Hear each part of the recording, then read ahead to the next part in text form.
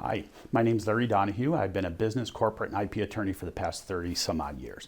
I'm here to talk today about foreign ownership of U.S. companies, and specifically kind of what are the rules around this.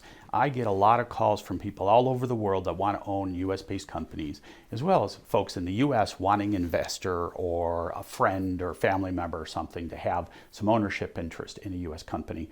There's a lot of misinformation out there. First, the big rule is anybody can own a U.S.-based company except those that might be excluded in the Department of Commerce, Treasury Department lists. So, terrorist lists. There are some lists out there that name companies or individuals or organizations that are prohibited from owning companies or doing business with United States citizens or companies. So I'm not going to talk about those lists. I'm assuming that you're a qualified individual that is not banned by the U.S. government in some way. With that said, anybody can own a U.S. company, and their issue is complicated around taxes. That's the big issue. So typically I talk about two types of organizations, corporations or LLCs. There's other types of entities, but those are the two big ones, the most popular ones. And if you're doing business, you should be focused on one of those two organizations. Now, those entity types have what I call a tax status. And an LLC can have 4 types of tax treatments. A corporation can have 2 types of tax treatments.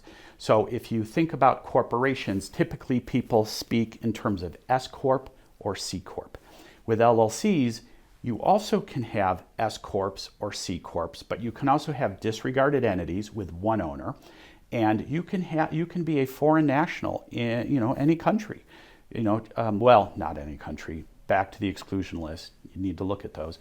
But assuming you're not excluded, you can be a foreign national and own an LLC and be completely a sole owner, and it can be disregarded for tax purposes in the United States.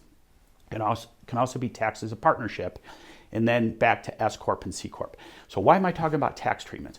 Well, if the entity is S Corp, so you have a corporation taxed under Subchapter S, or you have an LLC taxed under Subchapter S, those tax treatments have limitations on ownership. Specifically, it has to be an individual located in the U.S. or a U.S. resident.